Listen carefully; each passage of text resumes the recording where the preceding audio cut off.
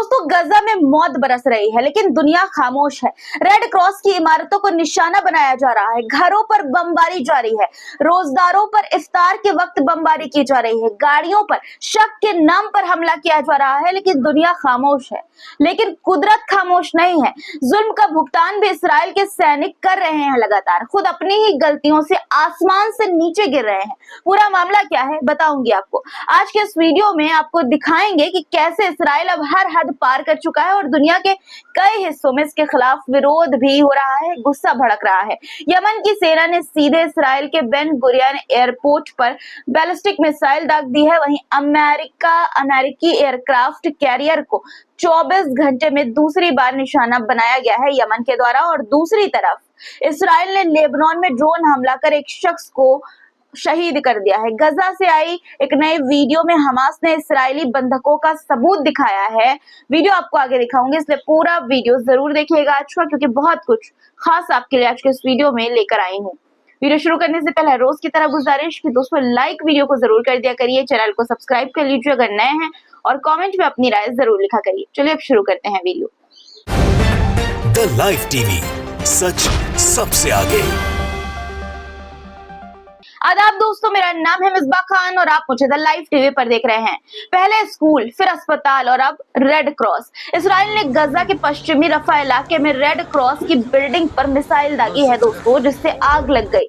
तस्वीरें जो सामने आई है देख पा रहे होंगे आप आपकी स्क्रीन पर। ये वही रेड क्रॉस है जिसने हमास के पास से ले जाकर इसराइली बंधकों को इसराइल को सौंपा था। ये वही रेड क्रॉस है जो जख्मी लोगों की मदद करता है, लेकिन अब खुद मदद का मोहताज बनता जा रहा है। सवाल ये है कि क्या कोई इसे रोकने वाला नहीं है, इसराइल के हमलों को रोकने वाला नहीं है? जवाब है नहीं, क्योंकि जो रोकने वाले थे वो भी इसराइल के इस गुनाह में बढ़ चढ़कर हिस्सेदारी ले रहे हैं, साथ दे रहे हैं इसराइल का। रमजान के पाक महीने में भी इसराइल ने जुल्म बंद नहीं किया, बल्कि लगातार जारी और बढ़ा दिया।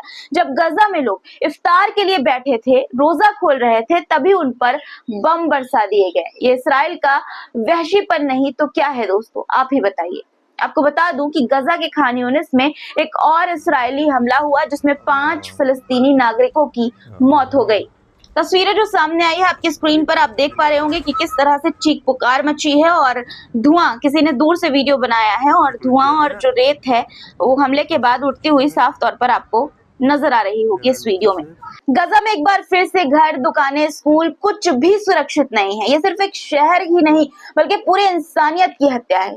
एक खबर ये भी है कि इस्राएली सेना ने गजा में 100 से ज्यादा नागरिकों की गाड़ियों को सिर्फ इस शक से बम से उड़ा दिया कि कहीं वो हमास के इस्तेमाल में तो नहीं आ रही थी। सबूत कुछ नहीं था दोस्तों, बस एक आदेश, और उसके नाम पर मौत का खेल इस तरह से खेला गया, गाड़ियों को पूरी तरह उड़ा दिया गया। देखिए वीडियो भी सामने आया है इसराइल के इस नापाक हरकत का, कि किस तरह से टारगेट करके 100 गाड़ियों को उड़ाया गया, बम से नष्ट कर दिया गया।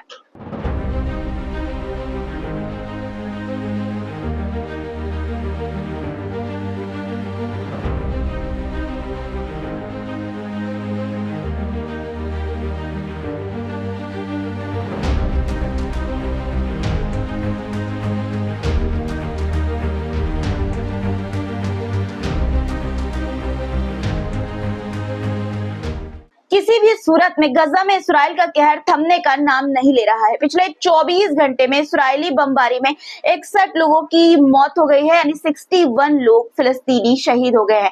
इनमें मासूम बच्चे, औरतें और बुजुर्ग भी शामिल हैं। 134 से ज्यादा लोग घायल हुए हैं और कई अब भी मलबे में दबे हुए हैं, जिन्हें बचाने की कोशिश लगातार जारी है। गजा में मरने वालों की संख्या 50,000 से पार हो चुकी है। 1,13,000 से ज्यादा लोग जख्मी हैं और हालात दिन ब दिन बदतर से बदतर होते जा रहे हैं। इसराइल की बमबारी सिर्फ घरों पर ही नहीं बल्कि अस्पतालों, स्कूलों और बाजारों पर, रिहायशी इलाकों पर भी हो रही है। क्या ये आतंक नहीं है? आप ही बताइए, इसे आतंक नहीं तो क्या कहेंगे? इसराइल ने अब अस्पतालों तक को निशाना बनाना शुरू कर दिया है। गजा के नासिर हॉस्पिटल पर हमला किया गया, जिसमें 2 लोग मारे गए, 2 लोग शहीद हो गए, जिनमें हमास के नेता इस्माइल बरहूम और एक 16 साल का मासूम बच्चा शामिल है।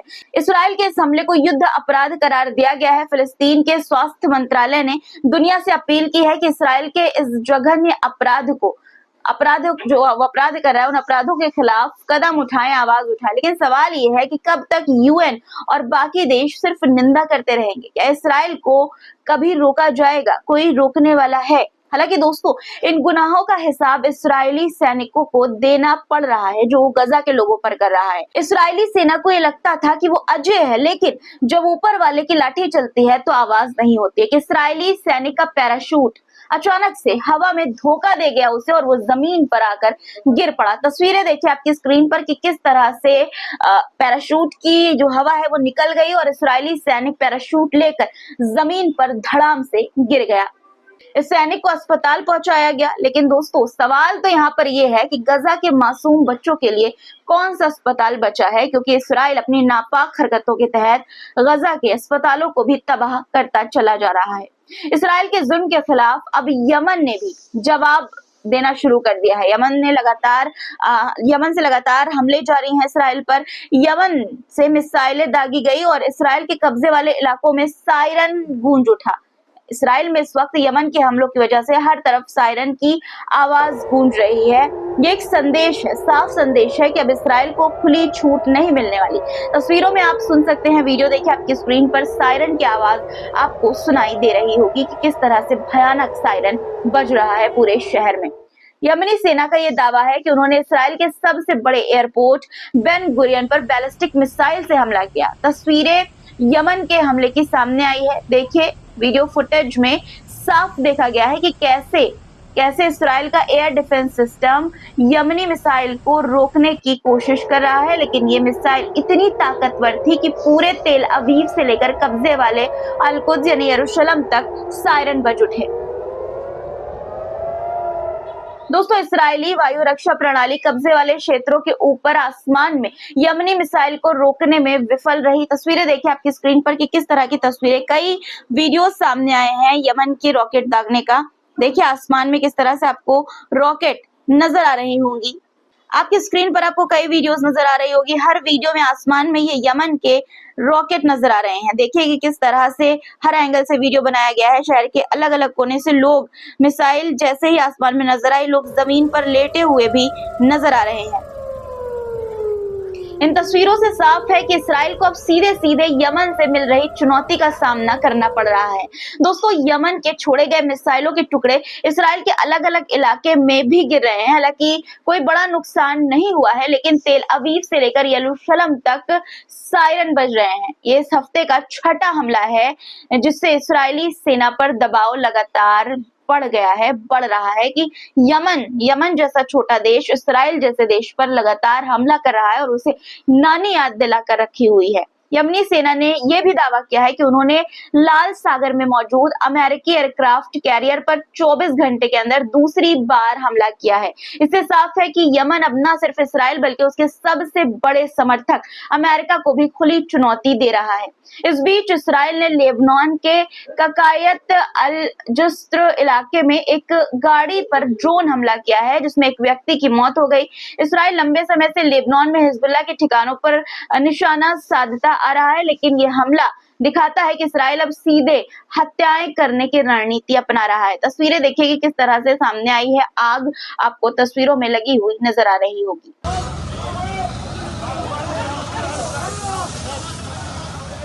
अब अगली खबर पर आते हैं। गजा में इसराइल के जुल्म का अंदाजा शांति के ठेकेदार बने बैठे लोग, शांति के ठेकेदार बने बैठे देश इस बात से क्यों नहीं लगाते कि गजा में अब सच बोलना सबसे बड़ा गुनाह हो गया है। दोस्तों, इसराइल ने 2 और पत्रकारों की हत्या कर दी है। अब तक 208 पत्रकार शहीद किए जा चुके हैं। गजा में इसराइली हमले में अल जजीरा मुबाशिर के पत्रकार हुसाम शबत को निशाना बनाया गया और उनकी बेरहमी से हत्या कर दी गई। वहीं फिलिस्तीनी टुडे टीवी के रिपोर्टर मोहम्मद मंसूर को उनके घर में बम गिराकर मार दिया गया, शहीद कर दिया गया और उनके साथ उनकी पत्नी और बच्चे भी शहीद हो गए। ये सिर्फ पत्रकार नहीं थे, ये वो लोग थे जो दुनिया को गजा की सच्चाई, इसराइल की सच्चाई दिखा रहे थे। सोचिए, अब तक 208 पत्रकार मारे जा चुके हैं। क्या ये सिर्फ संयोग है? नहीं, ये एक सोची समझी साजिश है। इसराइल गजा से सच्चाई मिटा देना चाहता है। अस्पतालों, घरों और स्कूलों के बाद अब इसराइल का नया निशाना पत्रकार है, क्योंकि अगर पत्रकार नहीं रहेंगे तो दुनिया को गजा की तबाही कौन दिखाएगा। इसराइल के इन अपराधों के खिलाफ पूरी दुनिया को आवाज उठानी चाहिए, लेकिन अफसोस बड़े मीडिया हाउस खामोश हैं। गजा का जो मीडिया ऑफिस है, इंटरनेशनल फेडरेशन ऑफ जर्नलिस्ट और अन्य संस्थाएं इसराइल के इन हमलों को युद्ध अपराध कह रही हैं, लेकिन क्या इन अपराधों पर कोई सजा मिलेगी या फिर ये हत्याएं यूं ही जारी रहेंगी? इस बीच हमास के सशस्त्र विंग ने एक वीडियो जारी किया है जिसमें 2 इस्राएली बंधकों को दिखाया गया है। वीडियो में कहा गया है कि अगर सीजफायर नहीं हुआ तो इन्हें जिंदा वापस लाना मुश्किल हो जाएगा। ये इसराइल पर दबाव बढ़ाने की एक रणनीति, एक स्ट्रेटेजी है, क्योंकि इसराइल में विरोध हो रहा है लगातार। जो वहां के लोग हैं, इसराइल के प्रधानमंत्री बेंजामिन नेतन्याहू यानी अपनी सरकार के खिलाफ विरोध कर रहे हैं कि भाई सीजफायर वापस से करो और बंधकों को वापस लाओ। दूसरी तरफ रमजान के महीने में न्यूयॉर्क में यमन और गजा के जरूरतमंद लोगों की मदद के लिए एक कम्युनिटी इफ्तार का आयोजन किया गया। इसमें बड़ी संख्या में लोग शामिल हुए और दान देकर पीड़ितों के लिए मदद जुटाई। ये दिखाता है कि दुनिया का दिल अभी भी जिंदा है, लोग अब भी इंसानियत के लिए खड़े हैं, जुल्म के खिलाफ आवाज उठाते हैं। अब तुर्की से आई खबर पर बात करते हैं। इक्रेम इमामोग्लू की गिरफ्तारी से भड़का प्रदर्शन बढ़ता ही चला जा रहा है। तुर्की के इस्तांबुल शहर में हजारों छात्र और आम नागरिक सड़कों पर उतर आए। वजह है इस्तांबुल के मेयर इक्रेम इमामोग्लू की गिरफ्तारी। लोगों का कहना है कि लोकतंत्र पर हमला है और तुर्की सरकार की तानाशाही बर्दाश्त नहीं की जाएगी। सरकार ने विरोध रोकने के लिए यूनिवर्सिटी के दरवाजे तक बंद कर दिए, क्योंकि छात्र विरोध प्रदर्शन में शामिल होना चाहते थे, लेकिन छात्र खिड़कियों से कूदकर यूनिवर्सिटी की विरोध में शामिल हो गए। तस्वीरें देखिए कि किस तरह से खिड़कियों से कूदते हुए जो प्रदर्शनकारी छात्र हैं वो आपको नजर आ रहे होंगे। तुर्की के इस्तांबुल शहर के सराचाने इलाके में प्रदर्शनकारियों और पुलिस के बीच झड़प भी हुई। गुस्साए प्रदर्शनकारियों ने पुलिस अधिकारियों पर हमला किया। वहीं विरोध प्रदर्शन के दौरान एक पुलिस अधिकारी अपने ही साथी पुलिसकर्मी पर भड़क गया। ये गुस्सा तब आया जब एक अधिकारी ने प्रदर्शनकारियों पर बहुत नजदीक से आंसू गैस छोड़े। अब एक ऐसी खबर जो मुसलमानों के ईमान को दिखाती है। रमजान के पाक महीने के अंतिम दिनों में यानी आखिर दिनों में अल अक्सा मस्जिद में बड़ी संख्या में लोग उम्रा के लिए पहुंचे हैं।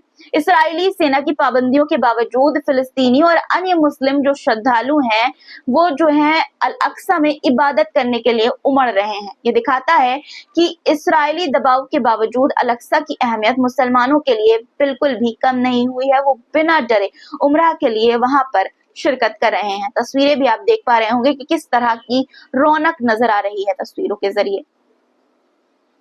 आज के लिए फिलहाल इतना ही दोस्तों। आज की खबरों पर आपकी क्या राय है कमेंट में जरूर लिखिएगा। चैनल को सब्सक्राइब नहीं किया है तो कर लीजिए, वीडियो को लाइक करके जाइएगा और चैनल को सब्सक्राइब कर लीजिएगा। फिर मुलाकात होगी कुछ नए मुद्दों के साथ। अब तक के लिए अपना ख्याल रखिएगा। खुदा हाफिज।